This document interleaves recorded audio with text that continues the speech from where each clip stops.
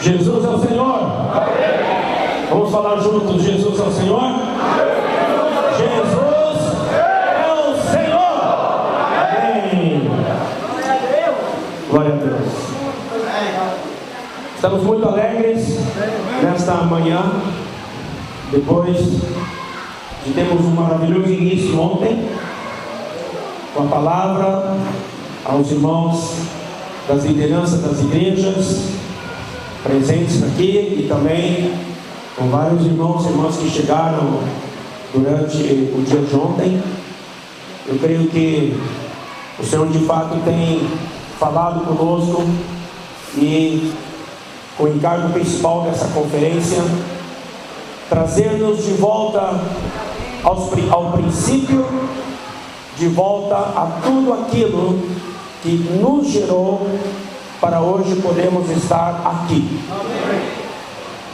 Nós vimos que nós somos hoje o povo da nova aliança.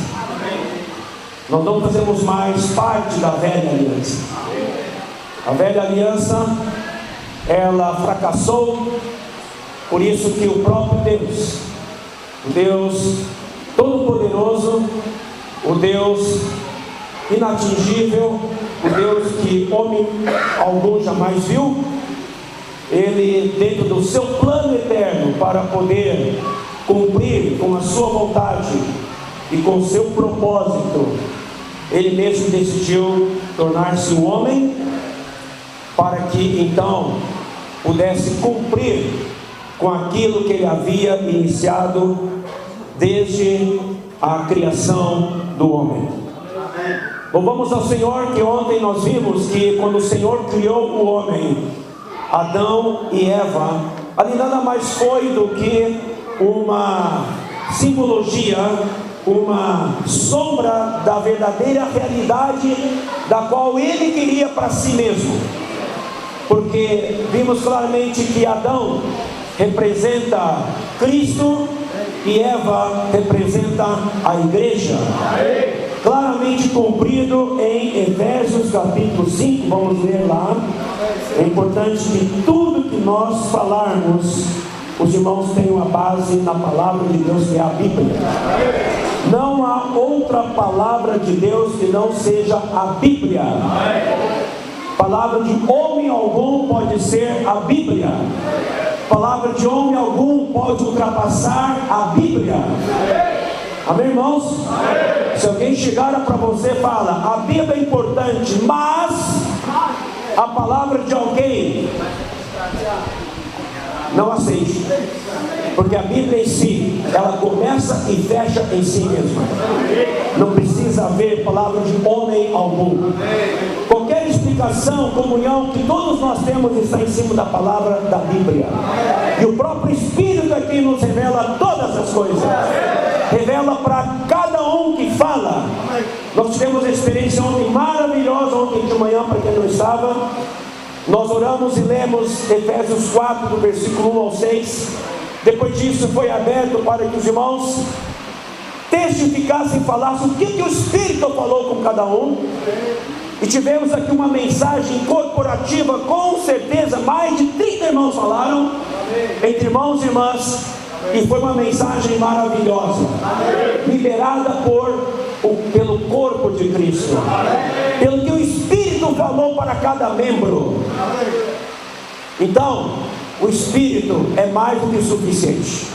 A palavra de Deus por si só, ela é suficiente. O que nós precisamos é estar baseados nela.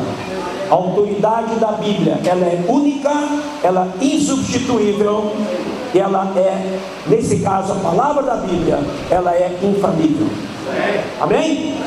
Os homens pelo qual Deus usou para escrever a palavra inspirada pelo Espírito Santo, os homens são falíveis, mas Deus, quando usou para registrar aqui a palavra, que ela começa em Gênesis, termina em Apocalipse e fecha-se nela mesma, ela foi dada ao seu povo, à sua igreja. E para nós basta a palavra de Deus, que é a Bíblia. Por isso, todos nós fomos encorajados ontem a nós sermos estes que adentram a palavra de Deus. Você precisa mergulhar na palavra de Deus, que é a Bíblia. Você tem que conhecer a palavra de Deus para que você não seja levado por nenhum vento de doutrina, por mais que seja.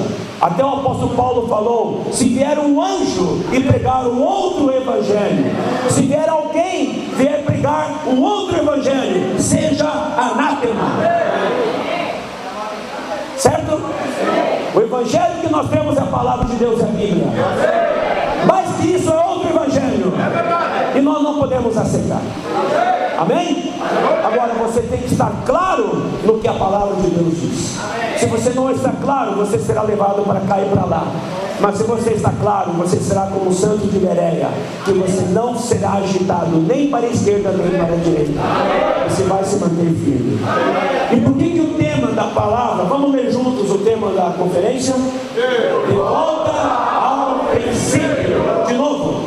De volta ao princípio.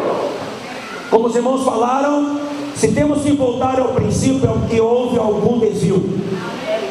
Houve algum momento em que nós nos desviamos. Mas aleluia, como estamos na era da graça, ainda há tempo de nos arrepender. Ainda há tempo de voltar.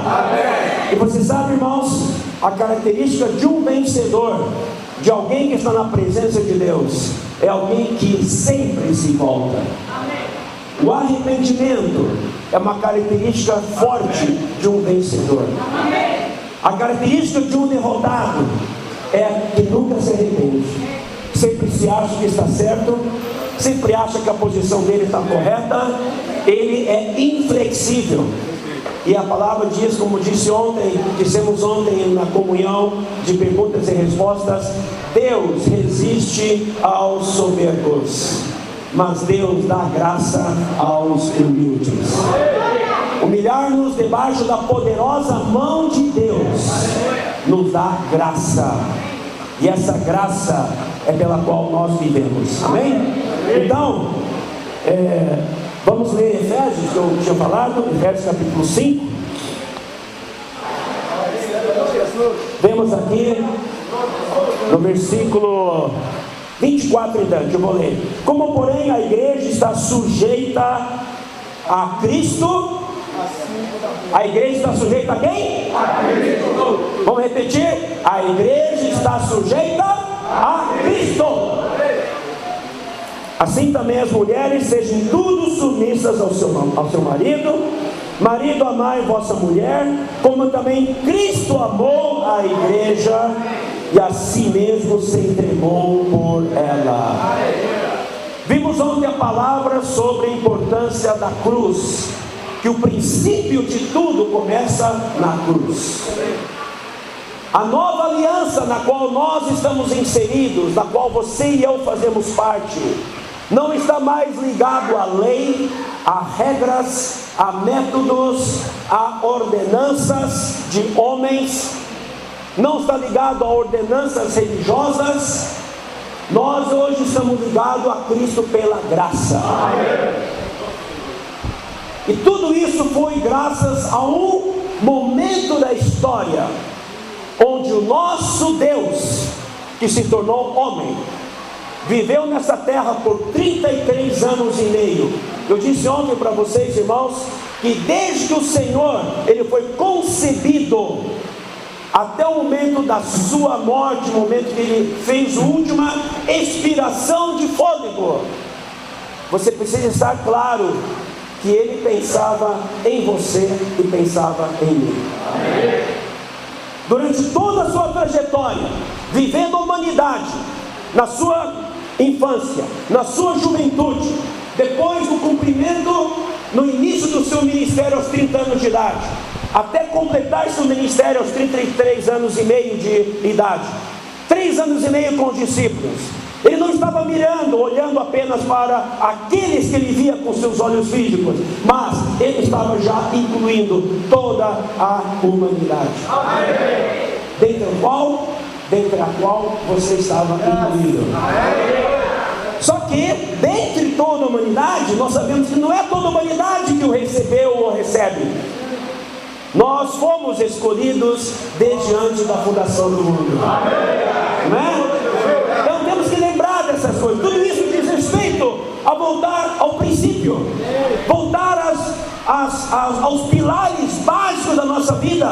Temos que lembrar, e o Espírito nos faz lembrar de tudo aquilo. Puxa vida, olha só de onde eu vim. Você tem que saber de onde você veio. Você tem que saber quem te gerou. Você tem que saber a sua base. Se você não conhece a sua base, você não conhece quem te gerou, como que você veio. O que acontece? Nós tendemos a nos errar, tendemos a desviar. Por isso que o voltar-se, o arrependimento, ele é crucial na vida de um cristão. E o arrependimento ele vem quando a luz da palavra ilumina. Quando o Espírito com luz ilumina cada um de nós. E quando você não resiste à luz que o Espírito ilumina por meio da sua palavra, você não tem outra reação a não ser cair diante do Senhor e arrepender-se. E o Senhor está pronto para nos receber. E pronto para perdoar. Louvado seja o Senhor. Então aqui fala que Cristo amou a igreja e a si mesmo se entregou por ela. E temos que lembrar que essa frase está ligada com a cruz. Onde ele se entregou por ela? Não foi só na cruz. Lembre-se, desde o momento em que o nosso Deus inacessível, que estava na glória, decide tornar-se um homem, ali já começou a entrega. Ali já começou a entrega. Quando ele vivia a infância, sabe o que ele fazia? Ele pensava na nossa infância. Quando ele viveu a adolescência, ele pensava na nossa adolescência. Quando ele viveu a juventude, ele pensava na nossa juventude. E quando chegou ao homem maduro, ele pensava também na condição nossa de homem maduro. Em outras palavras, ele incluiu todas as fases da vida humana. Para poder quê? Para poder ser esse sumo sacerdote que se compadece de todas as nossas fraquezas. Não importa a nossa idade, não importa a nossa condição. Ele nos entende. Ele sabe quando nós sofremos.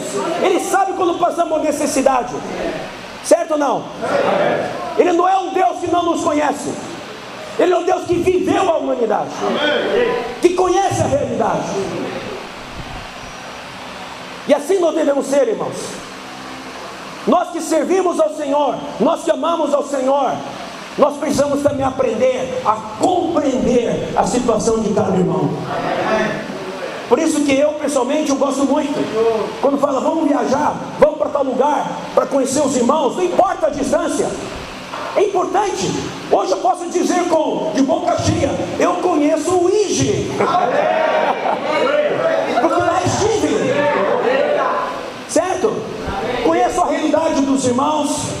Então quando os irmãos derem um grito, um clamor, eu vou entender o grito e o clamor dos irmãos, porque eu conheço a realidade deles.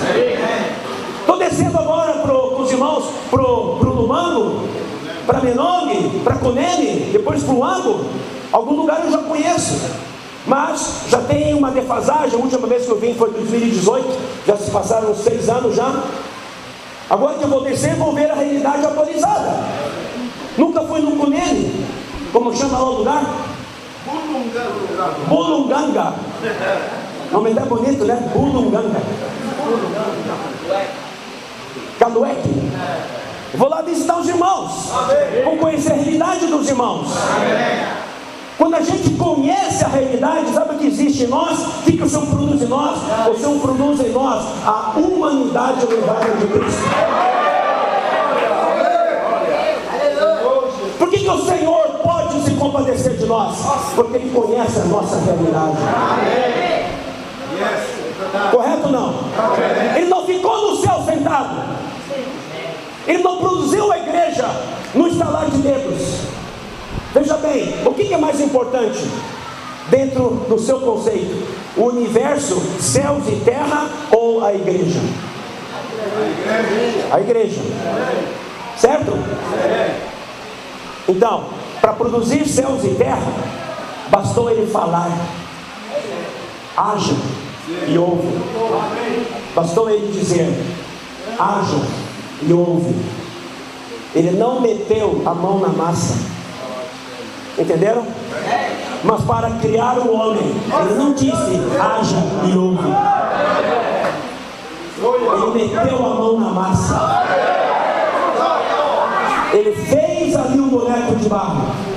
Ele moldou. E com certeza, à medida que estava moldando, falou: puxa vida, estou moldando este homem criado à minha imagem e semelhança. Ele estava olhando com cada cuidado. Só que ele falou assim: mas aqui é apenas um boneco morto, não tem vida. Eu vou colocar o elemento, o meu elemento, que é o sopro, né? Para produzir dentro do homem o espírito, que é o vaso primordial para contatar Deus, que é espírito.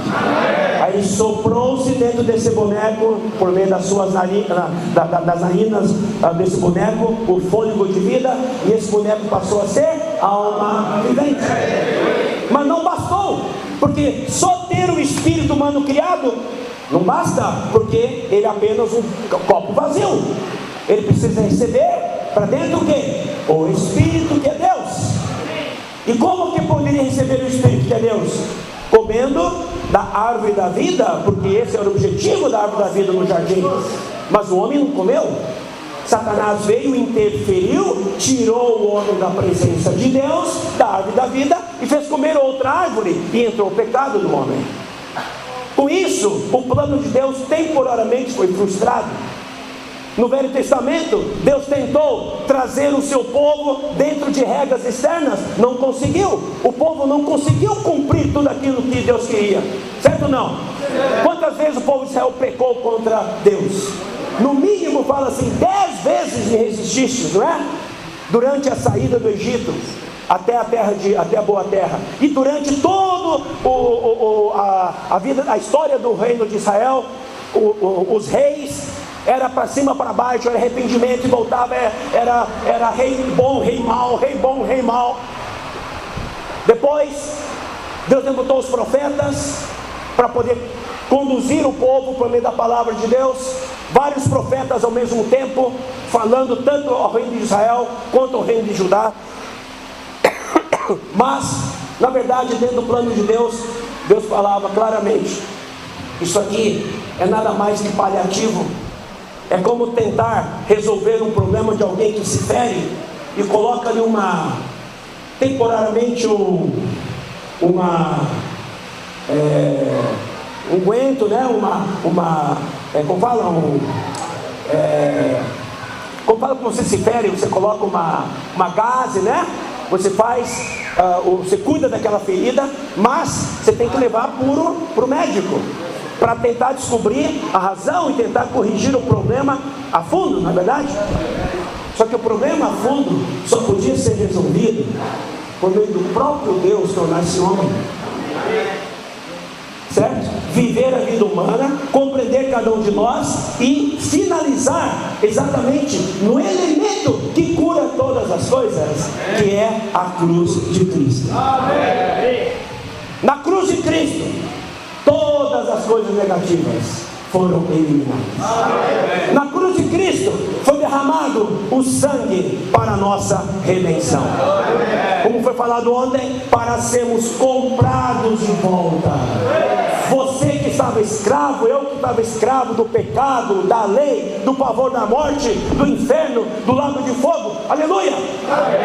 O Senhor Jesus derrama o seu sangue, e lá na cruz, naquele sangue derramado, do seu lado, da cabeça ferida, das mãos, dos pés, o sangue derramado, ele foi para quê? Para comprar você de volta. Dizer: vou trazer meu filho de volta, vou regenerá-lo, vou trazer aquele que se desviou, para que eu possa cumprir com o meu plano e com minha vontade na humanidade. E aí fomos comprados de volta pelo sangue de Cristo. Louvado seja o Senhor. Vamos falar um pouquinho mais sobre o sangue de Cristo depois. Mas também Ele libera a vida eterna, que representa a água que saiu do seu lado, para nos regenerar, e hoje nós podemos ser chamados filhos de Deus. Antes da morte de Cristo, antes da sua ressurreição, os discípulos eram apenas servos e amigos. Mas depois que Jesus ressuscitou, deixe marcado Efésios, eu quero só ler para vocês João capítulo 20. Olha só o que Jesus falou para a mulher quando encontrou-se com ela. Quando a mulher encontrou-se com ela. João 20, 15 fala assim: perguntou-lhe Jesus: mulher, por que choras? A quem procuras? Ela, supondo ser ele o jardineiro, respondeu: Senhor, se tu o tiraste, dize-me onde o puseste, e eu o levarei. Disse-lhe Jesus: Maria. Maria. Alguém está tocando aqui. Se for por aqui algum celular, tira por favor da... não precisa, o próprio Neto pode gravar bem isso. Obrigado. Maria.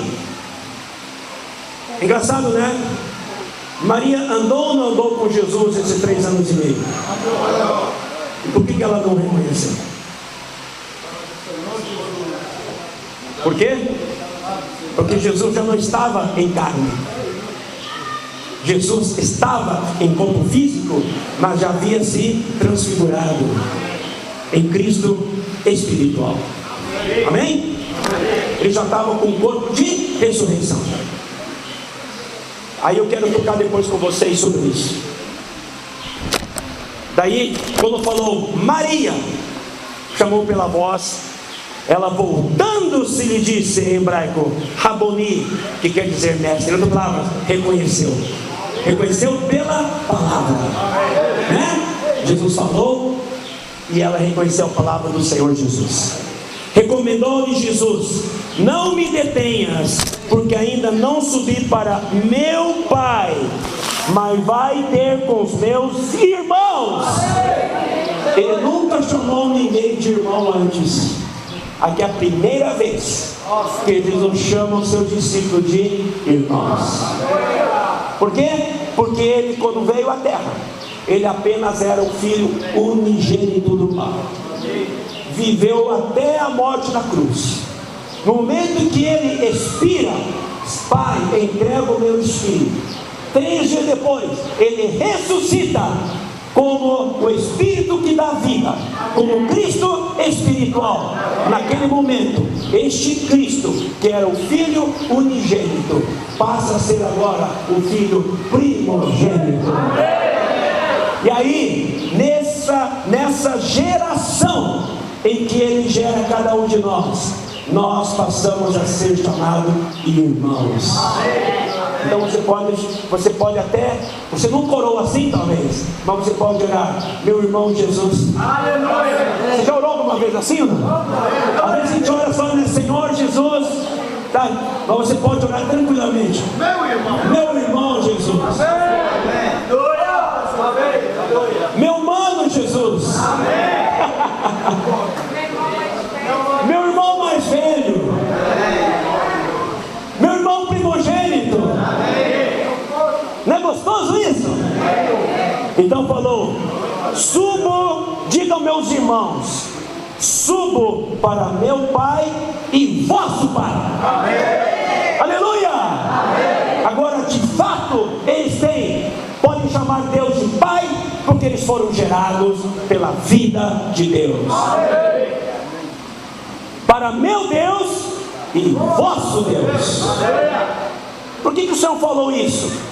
Falou isso, na verdade, lógico, não havia ainda se soprado para dentro deles, mas o Senhor já sabia que algum dia depois estaria lá dentro, naquela casa, como nós vimos em João 22, né?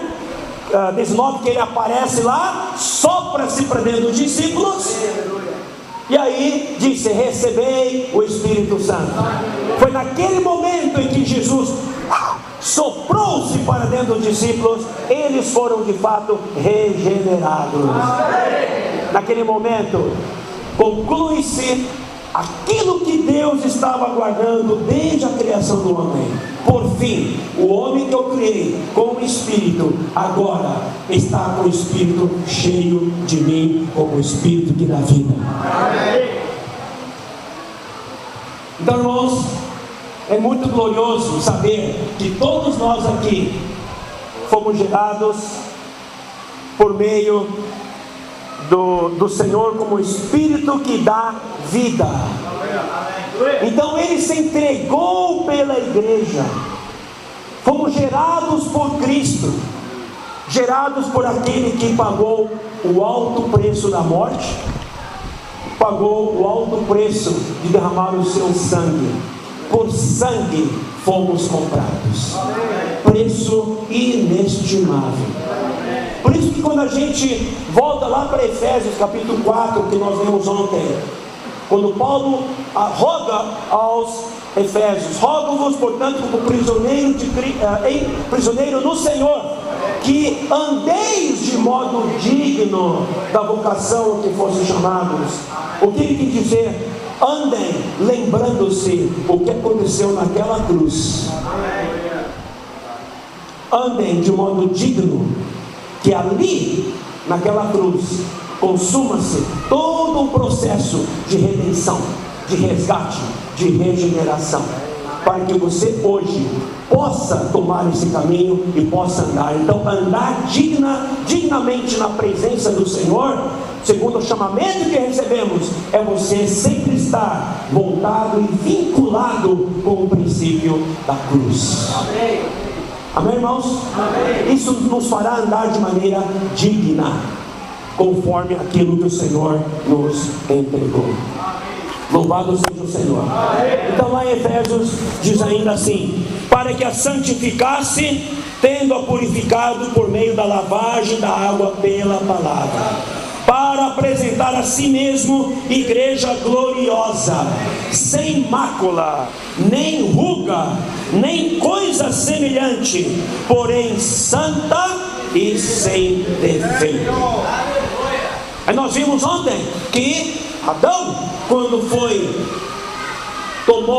tomado de profundo sono, que representa a morte de Cristo, do seu lado foi tirada uma costela, que representa a abertura do lado de Jesus, que fluiu sangue e água, e daquela costela foi produzida uma mulher, foi transformada, edificada numa mulher, que exatamente é do lado do Senhor Jesus, na cruz, que a igreja foi produzida.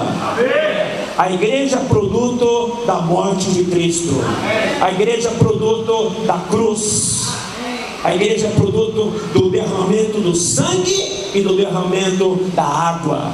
Sangue para redenção e a água para regeneração, para o novo nascimento. E aí, em Adão olha para Eva e diz: essa sim agora é osso dos meus ossos e carne da minha carne, será chamada varoa, porque do varão foi tomada. E nós vimos, os irmãos aqui também já compartilharam, varoa e varão vêm da mesma essência. A varoa nada mais é que o próprio varão, só que feminino. Em outras palavras, quem vê a varoa vê o varão, certo? Quem vê a mulher vê o homem, quem vê Eva vê Adão, quem vê a igreja tem que ver Cristo, certo? Então a essência da igreja, ela é divinal, ela é do alto, porque quem produziu a igreja vem do alto. Na igreja não tem elementos naturais, não pode ter elementos naturais. Mas você vai dizer: mas eu sou cheio de elemento natural. Sim, por isso que você está no processo, e eu também, de transformação. Por isso que existe a cruz. O que é cruz? A cruz é para mortificar e eliminar todos os elementos naturais. A carne, Mas o que? O velho homem, na cruz, na verdade, vamos colocar assim, quando Cristo morreu na cruz, esses assuntos, todos foram já oficialmente eliminados, certo? Todos já foram oficialmente eliminados. A carne já foi crucificada, o mundo já foi crucificado, a lei já foi abolida, o pecado já foi eliminado, os pecados já foram eliminados, o velho homem já foi crucificado. Tudo isso no passado, porque o Senhor fez isso de uma vez por todas.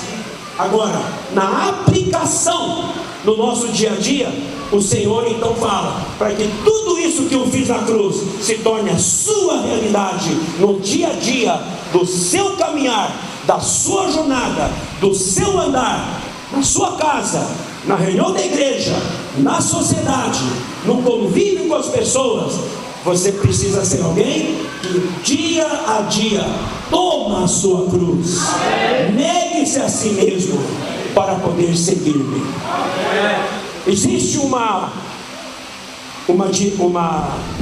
teologia errada que diz que uma vez que eu creio em Jesus, já não peco mais, porque ele toma essa palavra de maneira literal. Tudo foi já resolvido, então eu já não peco mais, o mundo já não tem mais ação sobre mim, a lei já não tem mais ação sobre mim. Sim, na realidade o fato foi consumado. Agora, na aplicação, que é no dia a dia, nós temos que tomá-lo como a nossa realidade. E onde está essa realidade? Ela não está no ar aí, não é algo abstrato, ela está num elemento que hoje habita dentro de você e dentro de mim, que é o Senhor como o Espírito. Amém? Amém? O Senhor como o Espírito que habita dentro de nós, Ele traz toda essa realidade no Espírito. Quando eu e você vivemos andando no Espírito, nós como que desvendamos, como que abrimos esse baú e vamos tirando todas essas aplicações de crucificar a carne, crucificar o mundo, crucificar o nosso velho homem. Nós aplicamos tudo isso no nosso dia a dia, e aí nós conseguimos viver de fato a igreja como deve ser vivida. Estão compreendendo, irmãos? O fato já se consumou, mas a aplicação dele depende de você e eu tomar isso, aplicar. Por meio do quê? Por meio de crer e praticar. Louvado seja o Senhor. Então vamos ler então mais alguns versículos aqui. Vamos ver o que essa cruz fez. Efésios 2. Efésios 2. Versículo 11.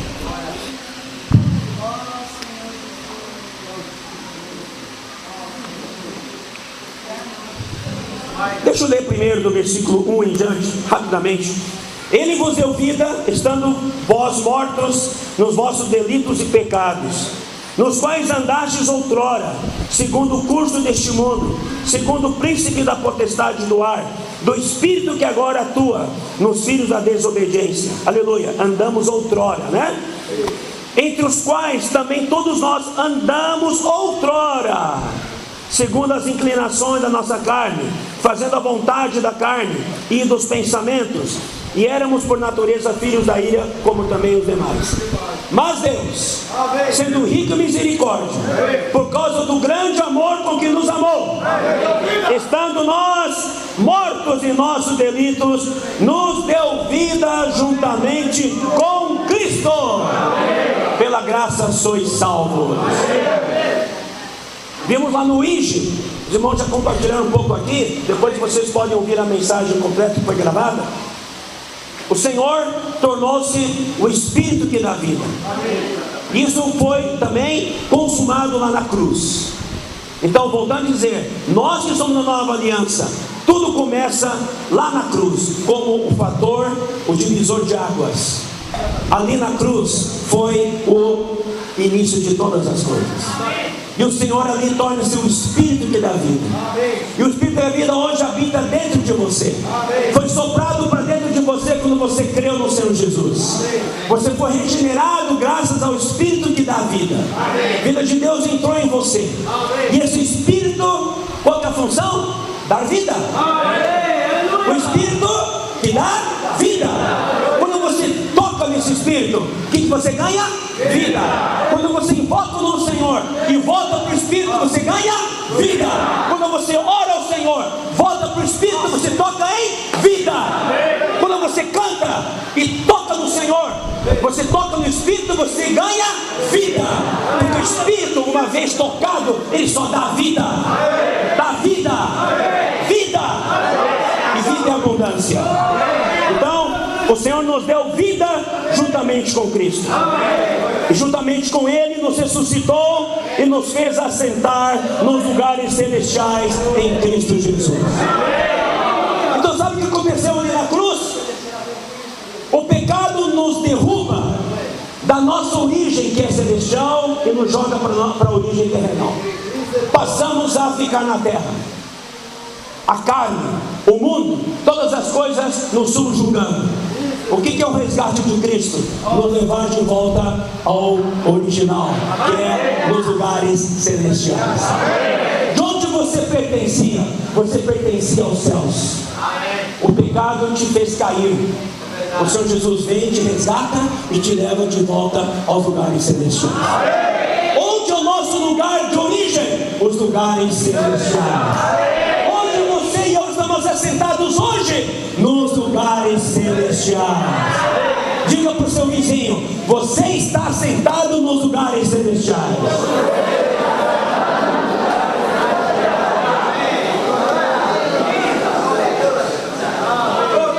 Então você não está assentado agora em Luanda, você está fisicamente, mas se você está no Espírito, você está nos lugares celestiais. Quando você está no Espírito, você está sempre nos lugares celestiais.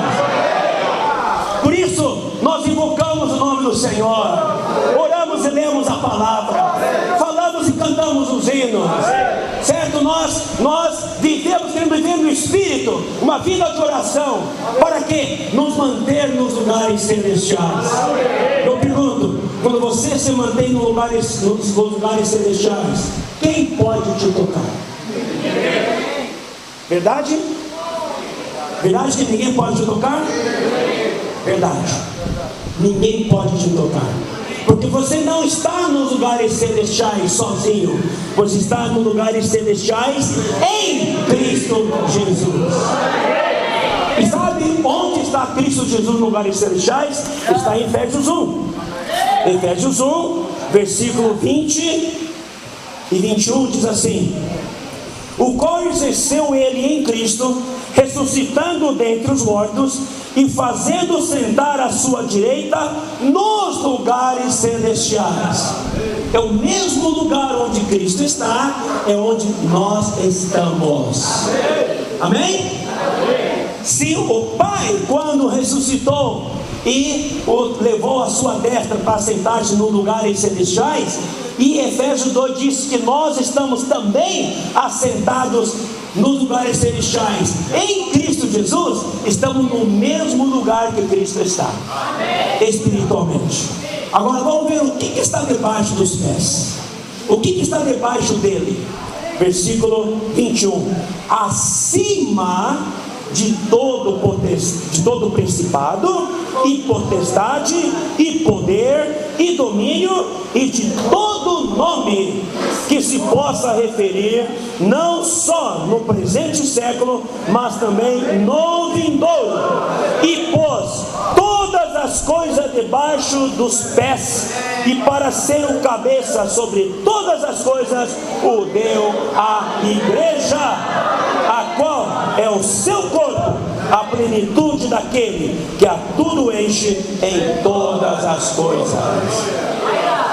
Se Cristo está sentado acima de todo principado e potestade, de todo poder e domínio, de todo nome que se pode referir, e você está sentado juntamente com Ele no lugares celestiais, eu te pergunto, você está ou não está também acima de tudo isso?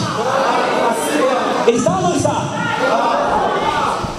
Diga, estou acima de todo principado, de toda potestade.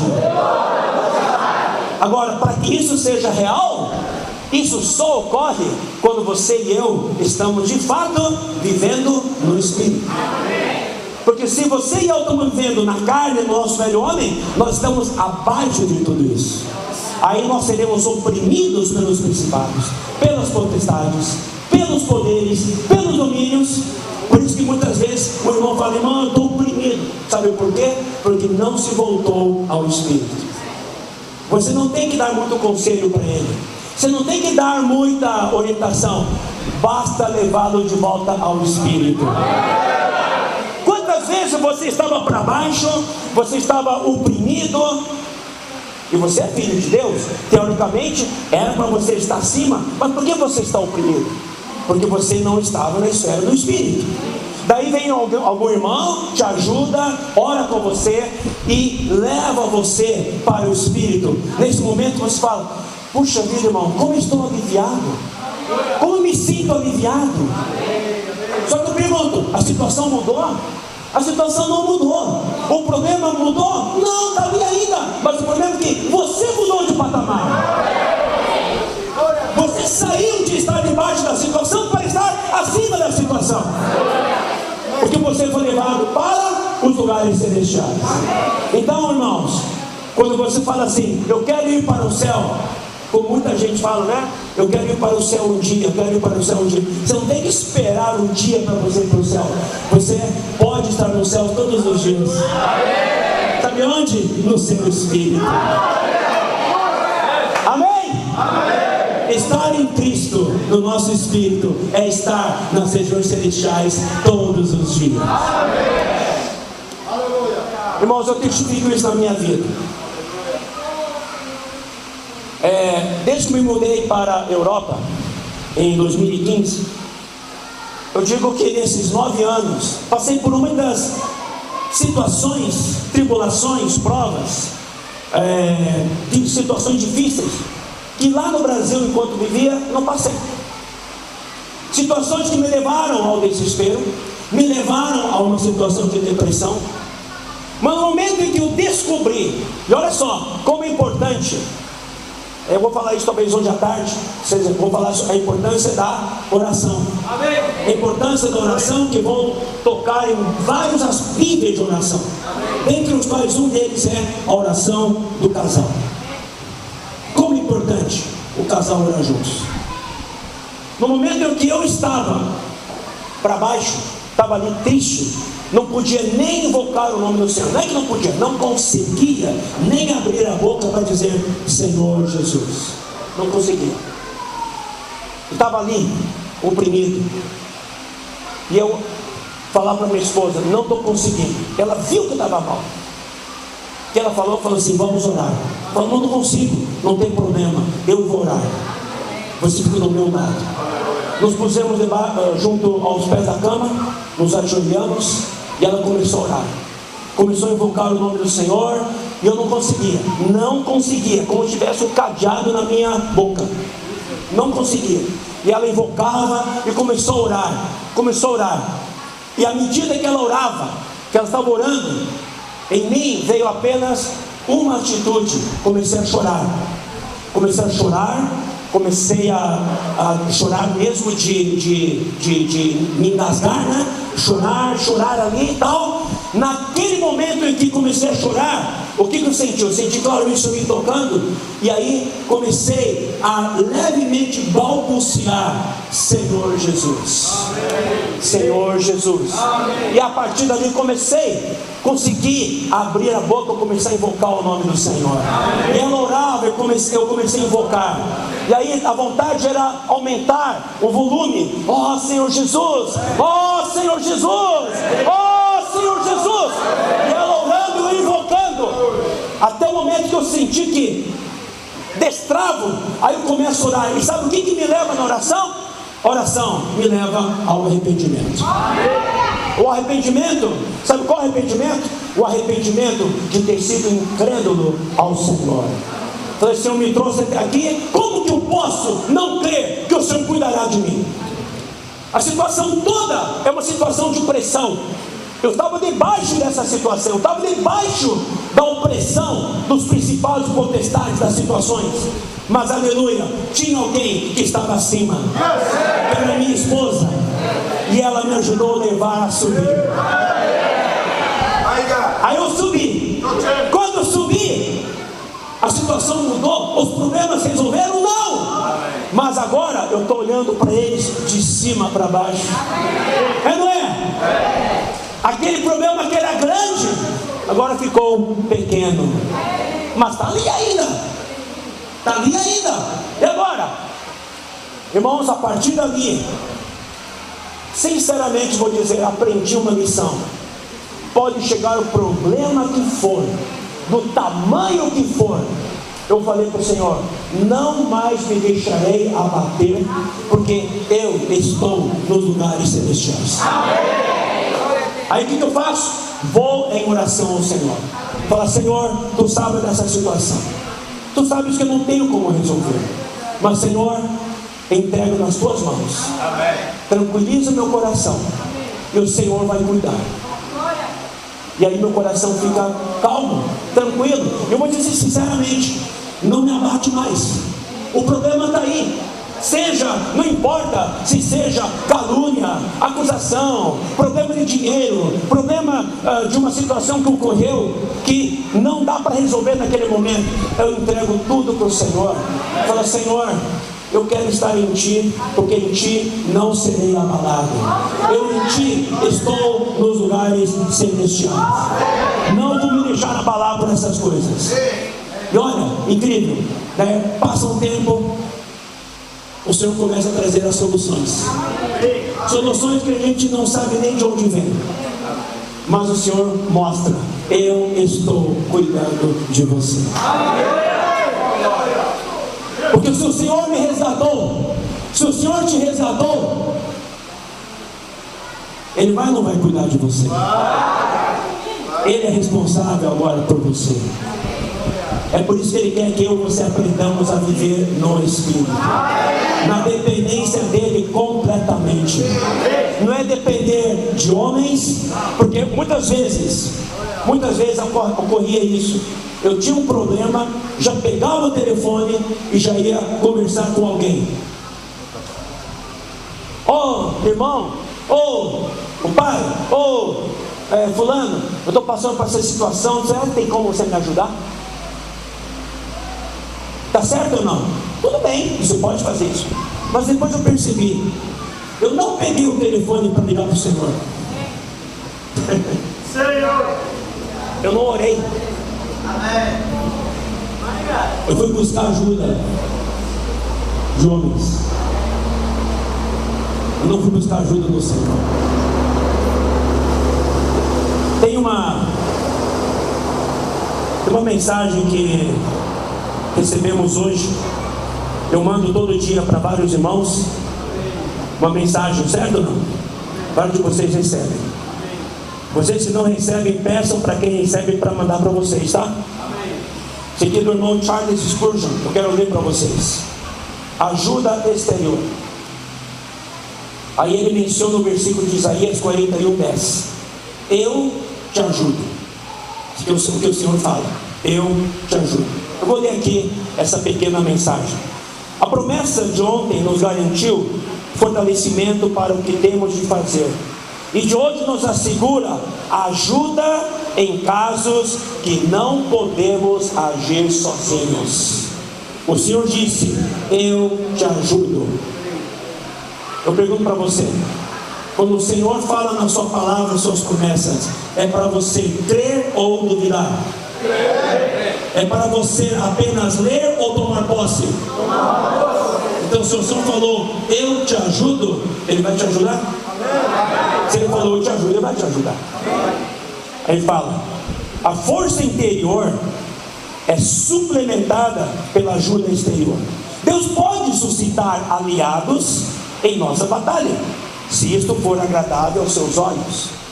E mesmo que não nos envie auxílio humano, Ele mesmo estará ao nosso lado. Isso será melhor ainda. Nosso aliado sublime é melhor do que legiões de auxiliadores mortais. A ajuda divina é oportuna. Ele é um socorro bem presente nas tribulações. Sua ajuda é bastante sábia. Ele sabe como outorgar a cada crente o auxílio conveniente e adequado. O auxílio do Senhor é eficaz, pois vão é o auxílio da parte do homem. A ajuda do Senhor é mais do que um simples auxílio, visto que Ele carrega todos os nossos fardos e supre todas as nossas necessidades. O Senhor é o meu auxílio, não temerei. Quem me poderá fazer o homem? Quem me poderá fazer o homem? Nada. Visto que o Senhor tem sido nosso auxílio, sentimos confiança nele, tanto para o presente quanto para o futuro. Nossa oração é: Senhor, sê tu o meu auxílio.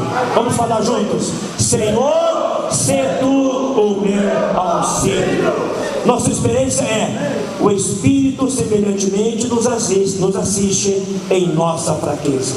Nossa esperança é: eleva os olhos para os montes, de onde me virá o socorro? O meu socorro vem do Senhor. Nosso cântico deve ser: Senhor, tu tens me ajudado. Vamos falar juntos: Senhor, tu tens me ajudado. De novo: Senhor, tu tens me ajudado. Tu tens me ajudado. Irmãos,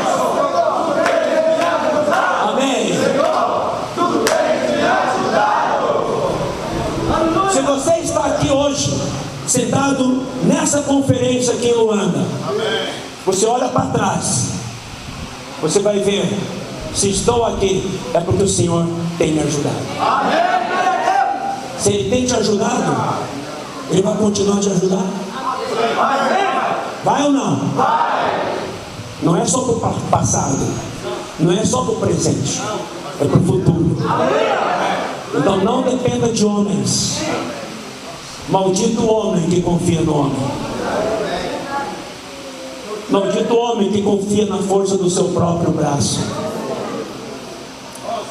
Quando a gente fala de volta ao princípio, o que queremos trazer todos nós é de volta à presença do Senhor. Não dependa de homens, não dependa de instituições, não dependa de ajuda externa humana, não dependa de muletas. Você vai entender o que é muleta? O apoio que não seja Cristo. Hoje, de volta ao princípio, é para você aprender a depender do Senhor, a depender unicamente do Espírito.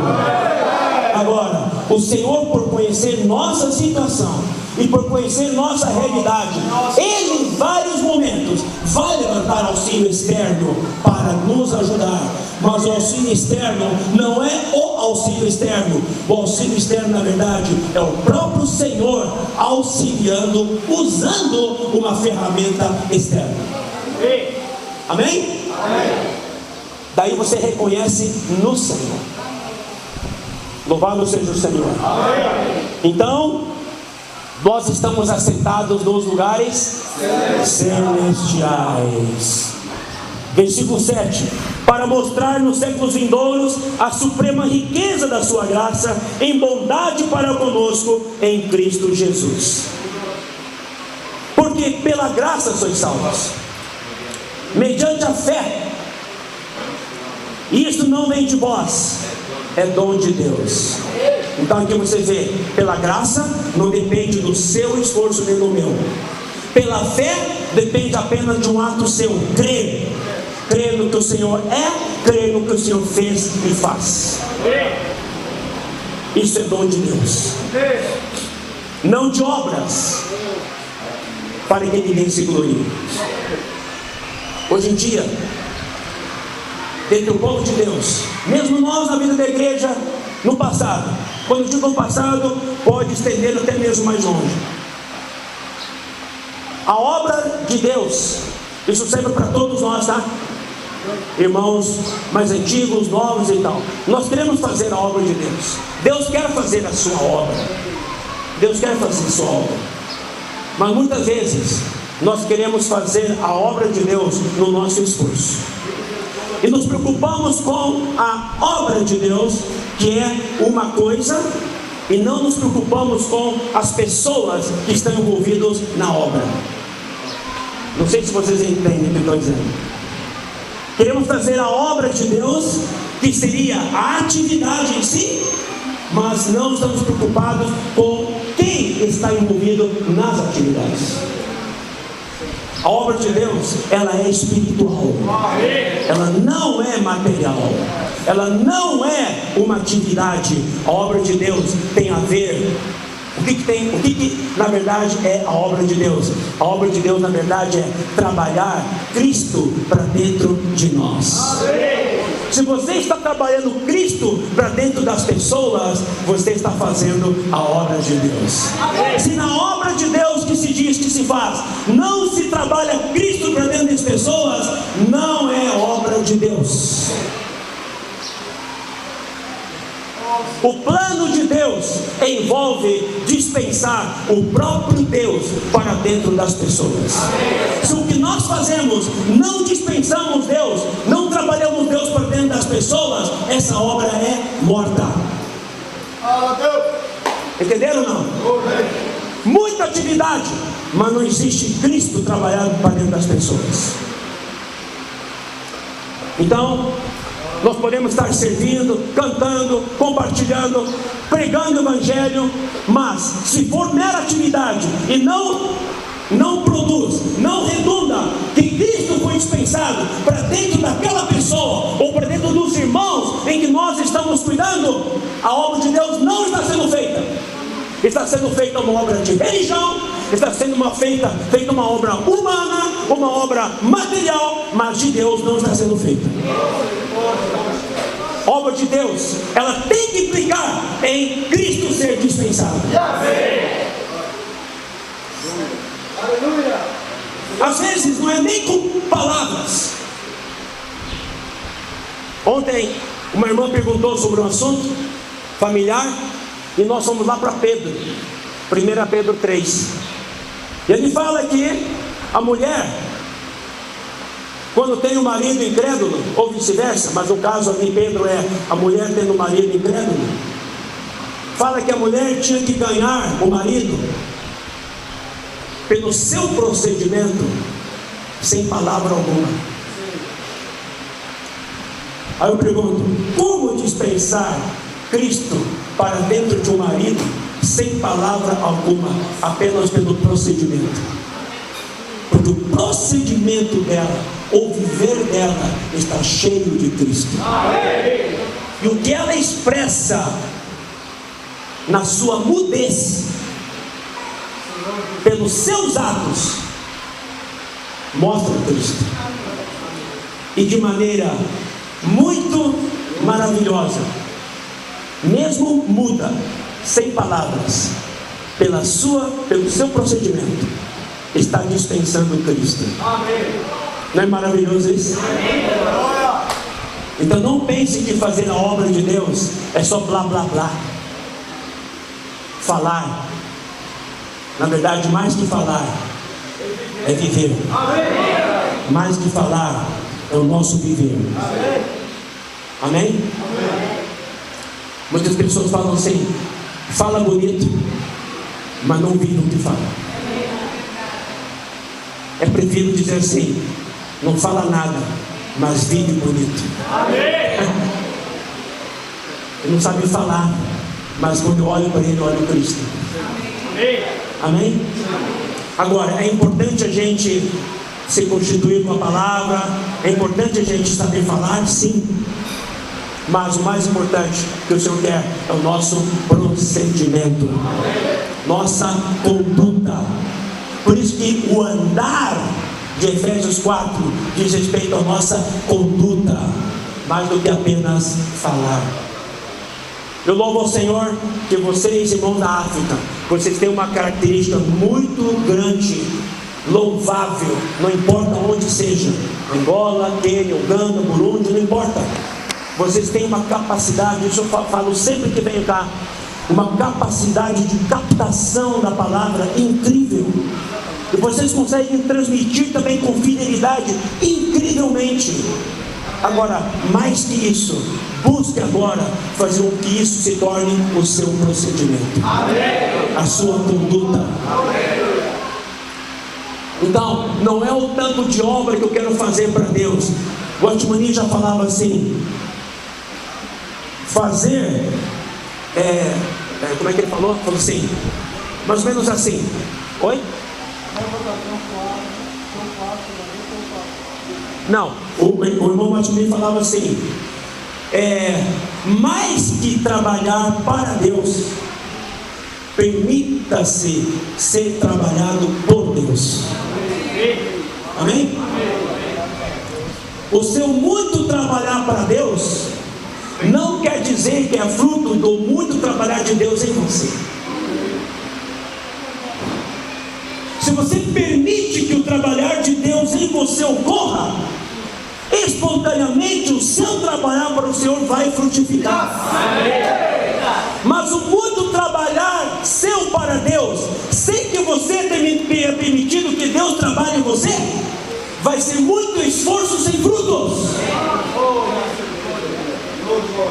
É como vento, como palha soprada ao vento, não haverá resultado. Então, irmãos, louvado seja o Senhor, que essa experiência que estamos vendo de volta ao princípio, que tomar a cruz, viver essa realidade, quando você vive esses princípios, vive esses pilares, pode saber o que vai sair de você, vai sair com fruto, e fruto que permanece. Essa outra característica do Senhor Jesus, Ele fala para nós em João 15, não é?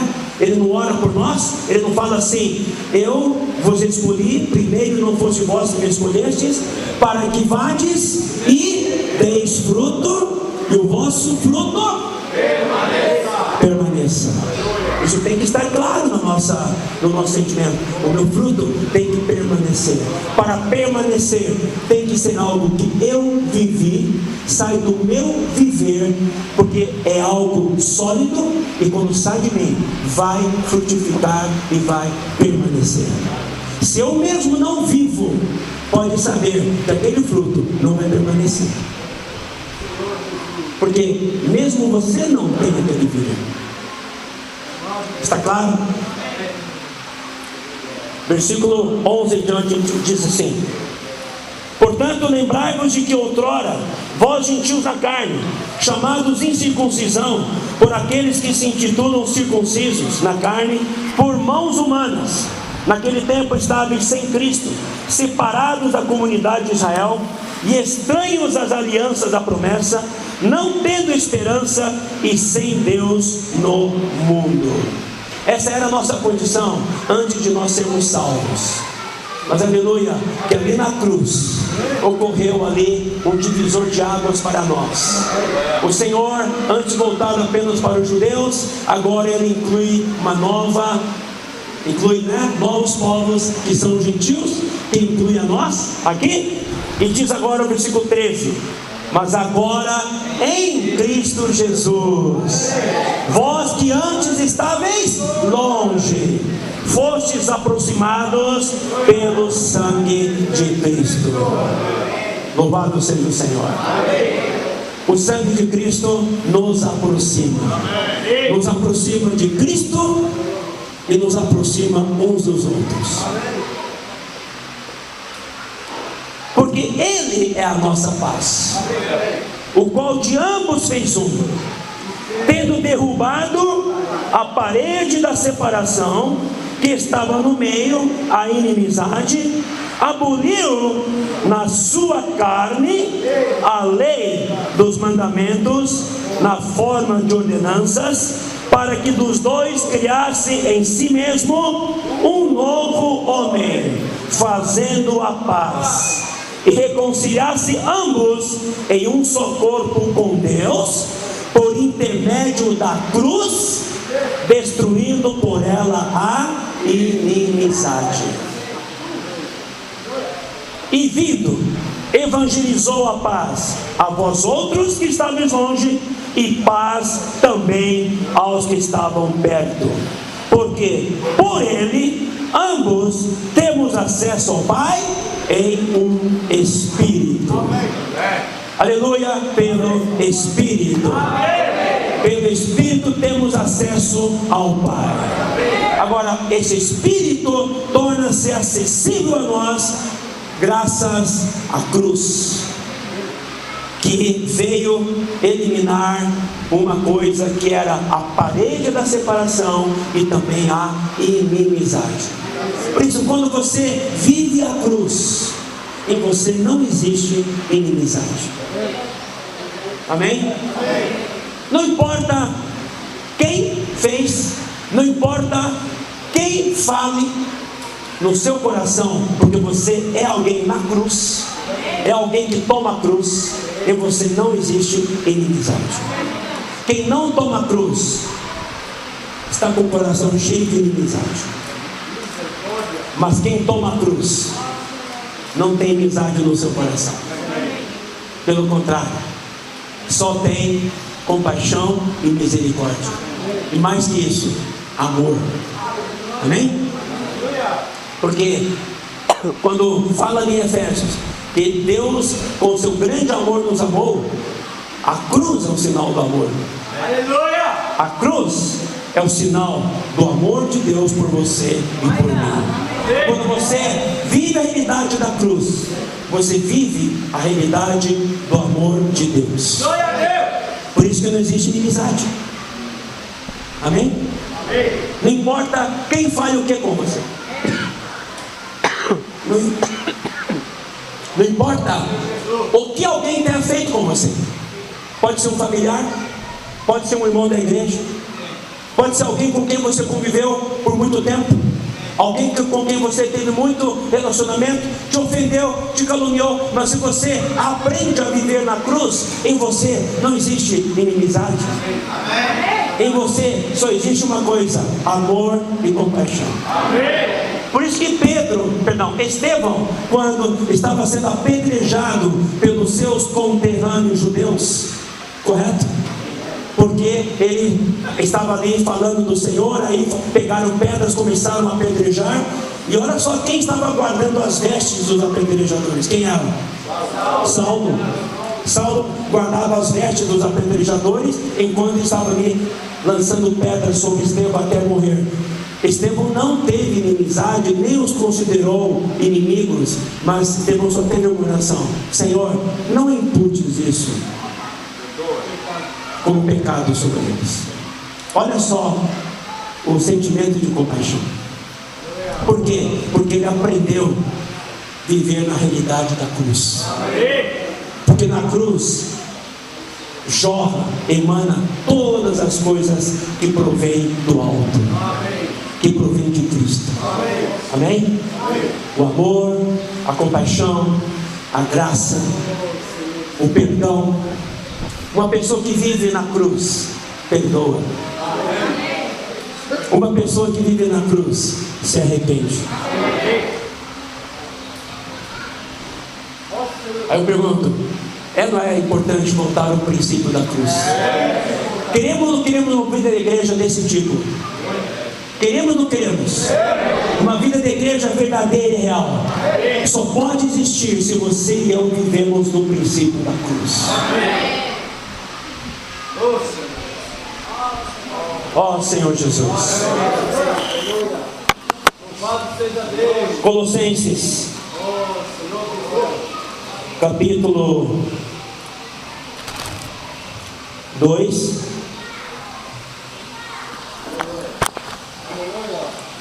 versículo 13 em diante.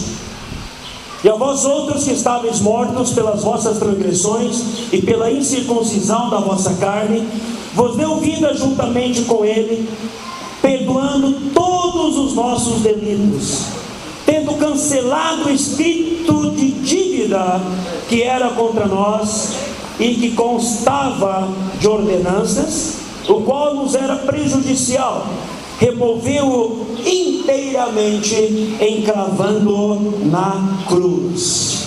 Nós tínhamos dívida com o Senhor pelos nossos pecados, pela nossa situação caída, mas aleluia, esse escrito foi totalmente apagado, foi encravado na cruz. Estamos limpos diante do Senhor. Quando eu e você vivemos na cruz, sabe o que acontece também? Nós vivemos também a anulação de toda a dívida que o irmão tem com você. Entendeu? Você tem algum problema, o irmão te ofendeu, o irmão te caluniou, fez alguma coisa, o irmão te magoou. Quando você volta para a cruz, você elimina essa dívida do irmão para com você, porque o perdão é esse anular. Aí eu pergunto: sem a cruz é possível viver na igreja? Não, nem perdoar. A igreja, tudo que é igreja de fato, só pode ser resultado de quem vive na cruz. Nós temos aqui hoje mais de 100 irmãos, talvez uns 120 irmãos aqui. Quantas cadeiras temos aqui no total? Quase 200? Tá, então temos talvez uns 150 irmãos aqui. Não quer dizer que todos nós, eu espero que sim, né? Eu espero.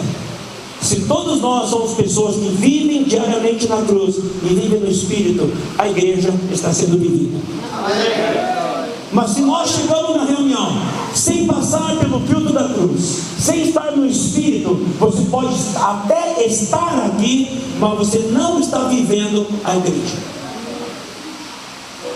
A igreja só pode ser vivida por você e por mim quando você e eu estamos no Espírito.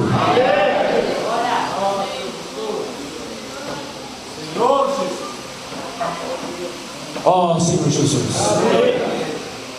Nosso objetivo aqui não é trazer palavras para, como fala, para criar um tumulto.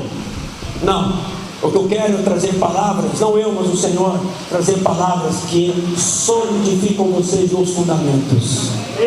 Um fundamento bem lançado, e agora temos que relançar esses fundamentos, ou temos que rever esses fundamentos, reforçar as pilastras da nossa vida, se nós queremos que as igrejas em Angola tenham um futuro promissor. Vocês querem um futuro promissor nas igrejas aqui? Tomem esses fundamentos, reforcem essas pilastras, e vocês verão o que vai acontecer. Porque quando nós estamos vivendo essa realidade, nós estamos sintonizados com o trono de Deus. Estamos sintonizados com a vontade do Senhor.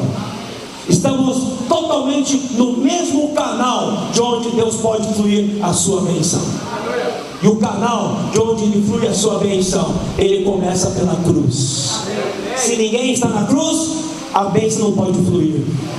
Mas se você é alguém que sempre está vivendo a seriedade da cruz, negando-se a si mesmo, sabendo que na cruz você elimina o seu eu, na cruz você elimina as suas opiniões, na cruz você elimina a sua carne, na cruz você afasta o mundo, na cruz você não vive debaixo da lei nem de ordenanças, na cruz você vive no Espírito, na presença do Senhor. O canal seu está aberto por onde a bênção do Senhor pode fluir. Amém. E a igreja é abençoada. Amém. Amém? Amém. Aleluia. Senhor Jesus, amém. Versículo 15: e despojando os principados e as potestades, publicamente expôs ao desprezo, triunfando deles na cruz. Louvado seja o Senhor. Agora, sabe o que a cruz também faz? 2 Coríntios capítulo 5.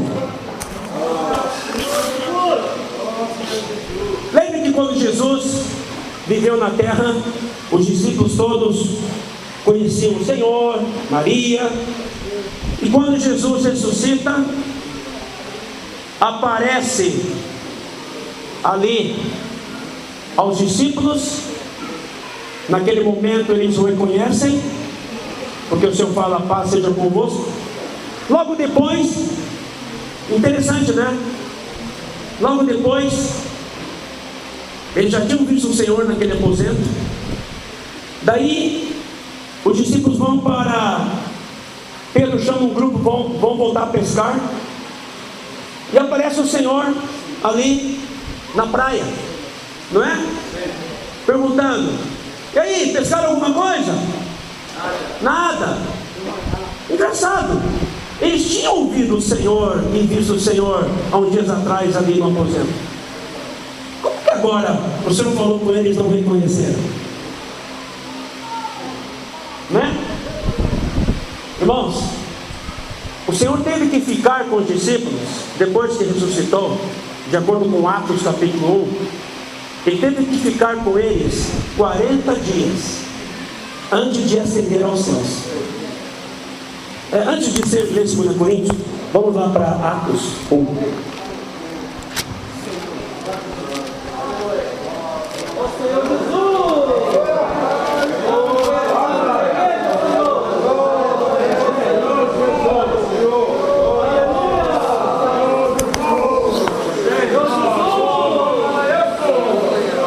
Atos 1, versículo 1 até o 3, diz assim: eu escrevi o primeiro livro ao Teófilo, relatando todas as coisas que Jesus começou a fazer e a ensinar.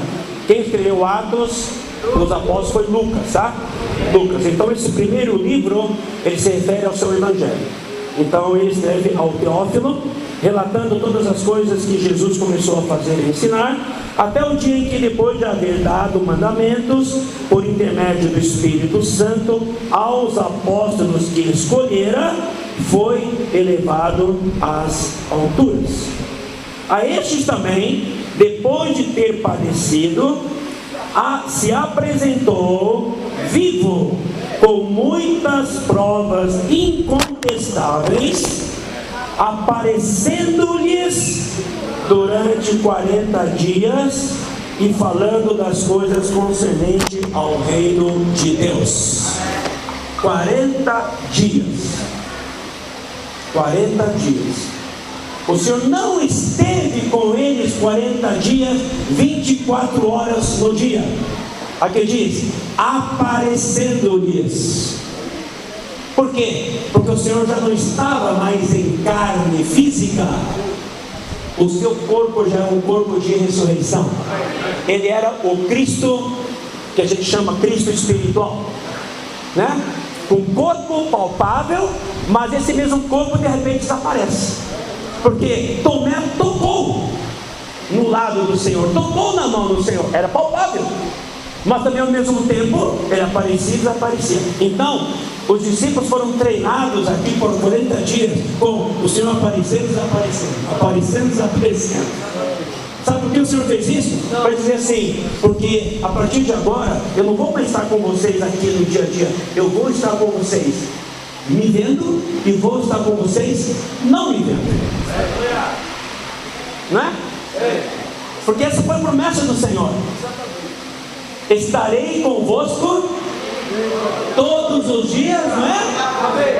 Até a consumação do século. E como é que o Senhor estará conosco todos os dias? Porque Ele hoje é o Espírito que habita dentro de nós. Agora, os discípulos tinham que aprender que o Senhor estava presente com eles, vendo ou não vendo. Só que nós nunca vimos o Senhor fisicamente, mas pela fé nós cremos que o Senhor está presente conosco todos os dias. No teu espírito está presente 24 horas. E se Ele quisesse aparecer agora, Ele apareceria se quisesse. Mas Ele está presente aqui, sim ou não? Mas para os discípulos Ele teve que aparecer e desaparecer por 40 dias, e ainda ensinar muitas coisas com respeito ao reino de Deus. Certo? Aí depois ele ascende aos céus. E aí eles têm que aprender a viver pelo Cristo que habita dentro deles. Porque eles aprenderam a dizer: o Senhor, embora não esteja mais aqui, palpável para ouvir, Ele está aqui. Quando eu invoco o seu nome, Ele se apresenta. Quando eu oro, eu o toco. O Senhor está presente 24 horas. Eu não o vejo, mas eu o amo. Eu não o vejo, mas eu me alegro. Quer ver? Isso foi o que o Pedro falou. 1 Pedro. Olha que coisa maravilhosa. 1 Pedro capítulo 1, versículo 8.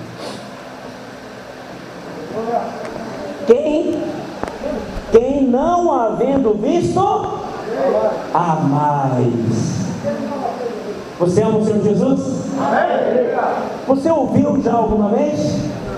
Não, mas você não precisa vê-lo para amá-lo, porque na verdade Ele já está presente em você e em mim. Então, a quem não havendo visto, a mais. Cada vez que você toca no Senhor, cada vez que a palavra de Deus vem, cada vez que você invoca o nome do Senhor, cada vez que você ora ao Senhor, você sente a sua presença. Você nunca ouviu, mas você sente a sua presença, você o ama ainda mais. Amém? Amém. A quem não havendo visto, a mais, no qual, não vendo agora, mas crendo. Amém. Nós não o vemos com os olhos da carne, mas o vemos com os olhos da fé. Amém. Porque nós cremos. Exultais com alegria indizível e cheia de glória. Louvado seja o Senhor. Amém. Daí, eu falei que ia ler o quê? 2 Coríntios 5. Então vamos lá, 2 Coríntios 5. A gente percebe que nós estamos sendo treinados a viver e andar no Espírito. Temos que aprender. O que é ser treinados a viver e andar no Espírito? É viver e andar pela fé. Não vamos basear nos irmãos e irmãs naquilo que a gente vê. Vamos aprender a viver naquilo que a gente não vê, que é exercício da nossa fé. Amém? Essa é a nossa realidade. 2 Coríntios capítulo 5, versículo 14 diz assim: pois o amor de Cristo nos constrange, julgando nós isto: um morreu por todos, logo todos morreram. Pedro fala: a quem não havendo visto, a mais. Amém. O amor de Cristo nos constrange. Cada vez que eu toco na presença do Senhor, vejo o cuidado do Senhor para comigo, eu o amo mais. Tem aquele hino, eu te amo cada dia mais, não é? Depois a gente canta hoje à tarde, tá? Eu te amo cada dia mais. Vamos falar para o Senhor Jesus: eu te amo cada dia mais. Amém. O amor de Cristo nos constrange. Uma pergunta bem prática: se você se volta ao princípio da cruz, toca na cruz, você vai ou não vai ser constrangido pelo amor de Cristo? Quando você olha o princípio da cruz, o que ocorreu ali na cruz, com o sangue derramado, não é? Com a água derramada, com tudo aquilo que o Senhor eliminou de negativo, que Ele quer ver de você e de mim, o que emana de você e de mim, apenas Cristo, você é constrangido pelo amor de Cristo. Você hoje é, e eu sou, graças ao que ocorreu lá na cruz. Se você e eu podemos estar aqui hoje, e podemos hoje dizer: sou filho de Deus, tenho a vida eterna, vou ser um vencedor pela sua graça, é porque ocorreu algo ali na cruz. Então essa cruz que a gente vive e quer desfrutar dela, leva-nos a ser constrangido pelo amor de Cristo. 15. Ele morreu por todos, para que os que vivam não vivam mais para si mesmos, mas para aquele que por eles morreu e ressuscitou. Então, quando você toca na realidade da cruz, você toca em tudo aquilo que ocorreu ali na cruz, para nos produzir, e dali o Senhor produzir, de fato, edificar a sua igreja. Ele nos leva, irmãos, o constranger do amor de Cristo, a não viver mais para nós mesmos, mas viver para aquele que por nós morreu e ressuscitou. Isso é o andar digno, segundo a vocação com a qual fomos chamados. 16. Assim que nós daqui por diante, quando voltamos ao princípio da cruz, daqui por diante, a ninguém conhecemos segundo a carne. E se antes conhecemos Cristo segundo a carne, já agora não o conhecemos deste modo. Eu vou fazer esse paralelo, que quando os discípulos conheciam Jesus segundo a carne, nos 3 anos e meio, não é o mesmo conhecimento que Cristo queria depois que Ele ressuscitou.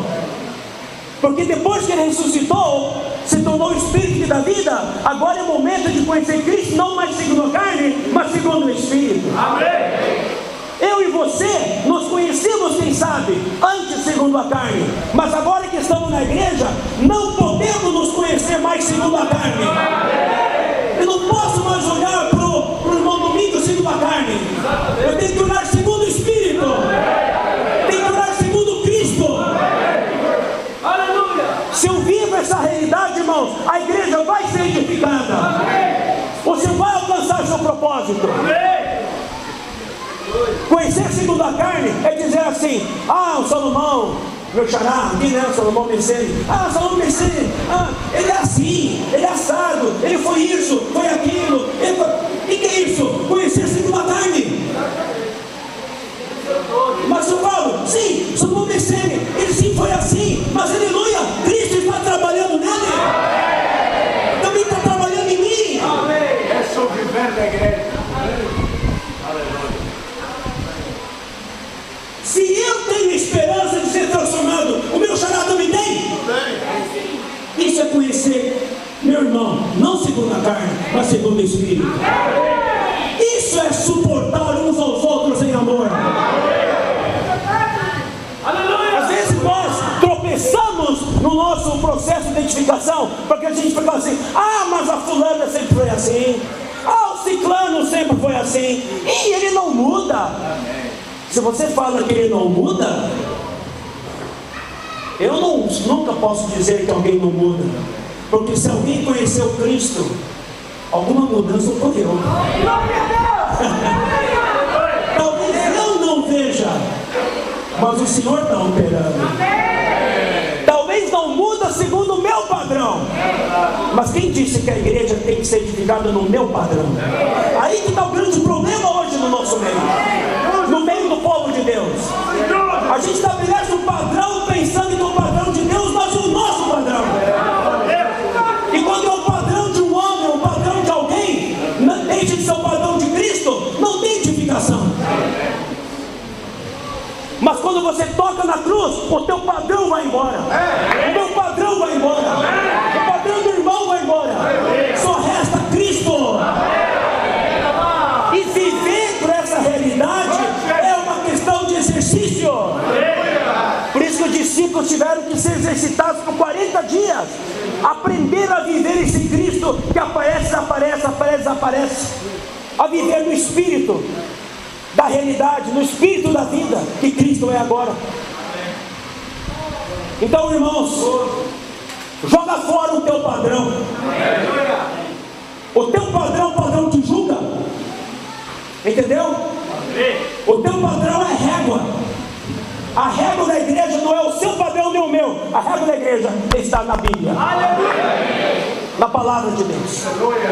A regra, vou colocar assim, a régua que mede é Cristo, não é o seu padrão.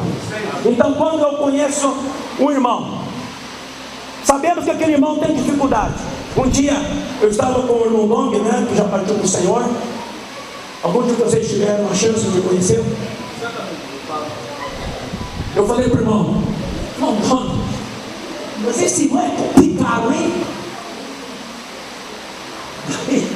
Ele falou para mim, falou assim, ainda bem que ele é complicado, porque se não fosse complicado, Deus não precisava de você.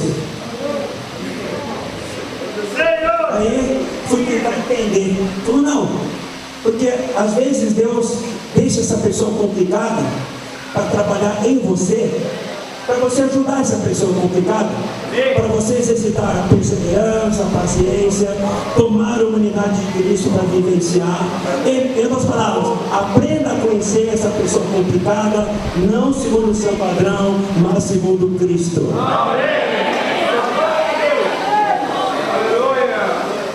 Então, que a partir de hoje não haja mais murmuração, nem reclamação. Esse irmão é complicado, aquele irmão é problemático. Tem alguns até que dizem assim, ainda bem que saiu da igreja, ainda bem que saíram, não tem mais problema agora. Aí eu pergunto, Jesus salvou para dispensar? Jesus salvou algum de nós para dispensar? Vai incluir todos. Quem sou eu e você para dispensar? O mais difícil que seja, não conheça nenhum irmão mais segundo a carne. Que as igrejas enrolam. Não conheçam mais nenhum irmão na igreja, nenhuma irmã da igreja, e vocês individualmente não conheçam mais ninguém segundo a carne, mas conheçam segundo Cristo. Amém? Versículo 17. E assim, se alguém está em Cristo, é nova criatura. As coisas antigas já passaram, eis que se fizeram novas. Em outras palavras, em Cristo tudo é novo. O meu relacionamento de comunhão com o Salomão, meu xará, hoje é um. Quando estou em Cristo, amanhã será tudo novo. Entenderam? Me relacionei muito bem hoje com o irmão Jumance, boa comunhão em Cristo. Amanhã será em Cristo tudo novo. Reunião foi maravilhosa ontem, aleluia. Hoje em Cristo será tudo novo. Quando você está em Cristo, tudo que você toca é novo. Tudo que você experimenta é novo. Porque em Cristo só há nova criação. A nova criação se renova. É nova a cada dia. Deus é novo a cada dia. Nós somos novos a cada dia. Aleluia! Isso a igreja vai sendo edificada. E aí o Senhor vai tendo a sua expressão. Amém? Quando o Senhor olha, quando as pessoas entrarem aqui e ouvirem, né, o nosso cantar, puxa vida, ali tem a expressão de Cristo. Ali eles expressam Cristo. Naquela casa expressa Cristo. Aquele casal expressa Cristo. Aquele jovem expressa Cristo. Tudo é novo. Porque quem está em Cristo é nova criação. Estamos nessa nova aliança, cujo princípio está a cruz, e na cruz tem todos os elementos que provêm dela: o sangue, a água, o Espírito que dá vida, a vida eterna e muitas coisas mais. Hoje à tarde a gente vai tocar em algumas coisas mais também práticas, tá bom? Jesus é o Senhor. Vamos levantar, orar de 2 em 2, e depois vamos fazer pequenos grupos para compartilhar, tá bom? E depois vamos abrir aqui na frente para testemunho de vocês. Vamos levantar, orar de 2 em 2.